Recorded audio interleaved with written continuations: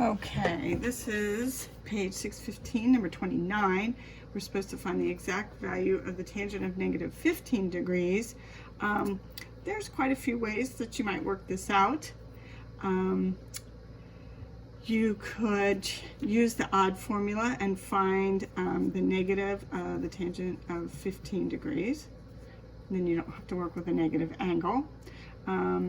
You could also find two angles and when you subtract them, you get negative 15. There's quite a few ways you can do it. I'll go ahead and do it this way, where I've used the odd formula, because we've been doing this a lot. Stay consistent. 15 degrees, if you think about some special angles we know 30 degrees here and 45 here, and they have a difference of 15. If I do 45 degrees minus 30 degrees, that will give me 15 degrees. So the tangent of the 15, I can make that 45 minus 30. So I'm going to do the negative tangent of that difference. So we have a formula, the tangent of A minus B. That is equal to the tangent of A minus the tangent of B divided by 1 plus, where you multiply those tangent values together, tangent of A times tangent of B.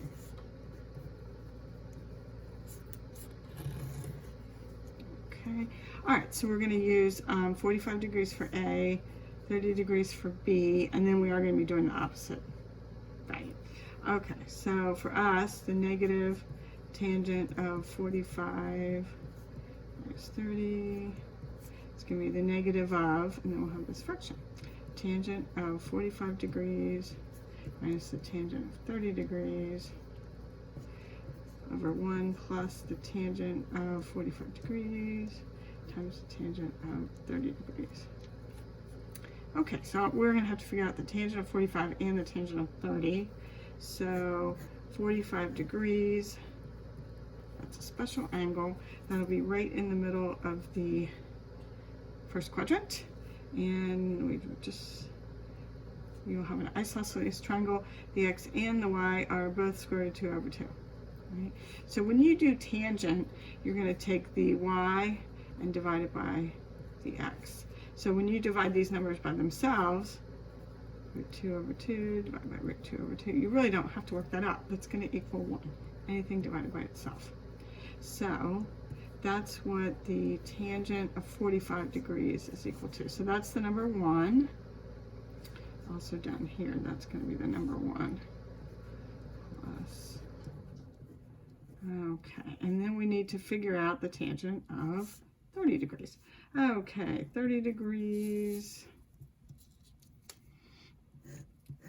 That's our first special angle in quadrant 1.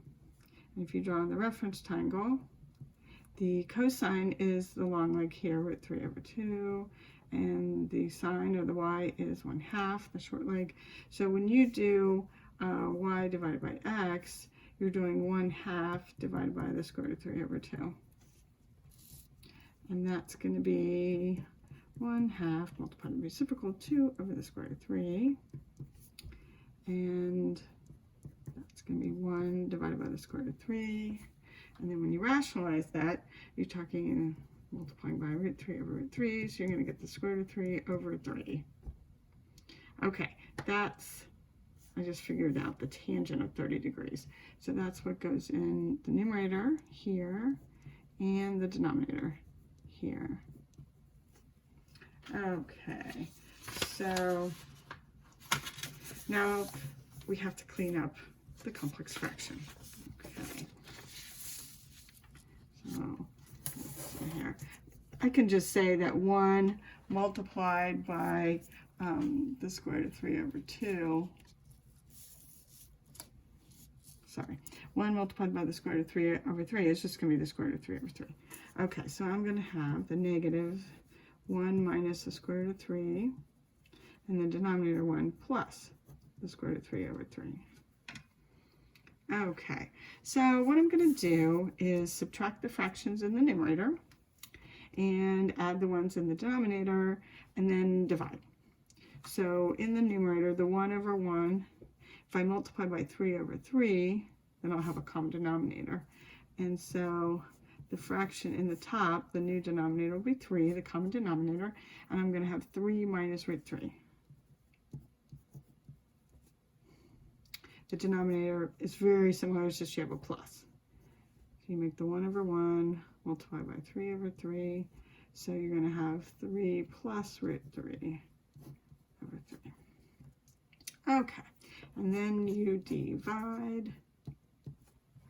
Okay, so I got the negative.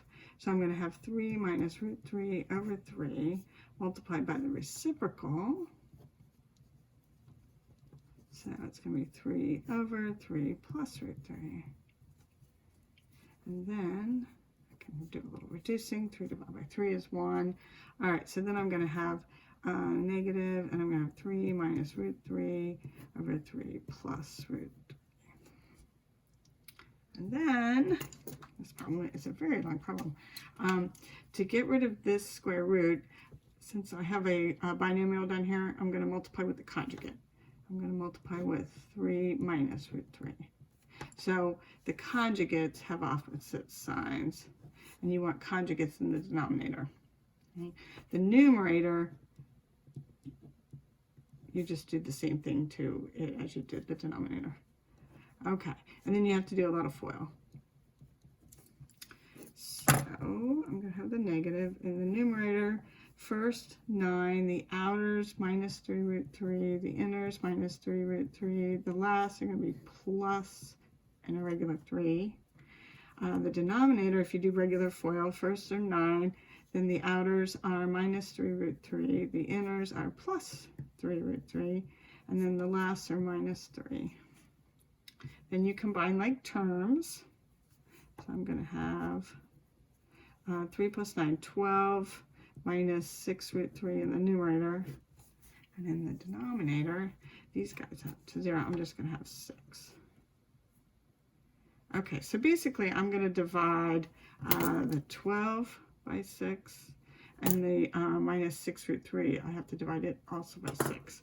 So ignoring that negative first, I'd have 2 minus root 3. 2 minus root 3. But it is the negative of that. And so then you distribute, and you'll get 2 plus the square root of 3. No, negative 2. Sorry about that. Negative 2 plus the square root of 3. That will be your answer.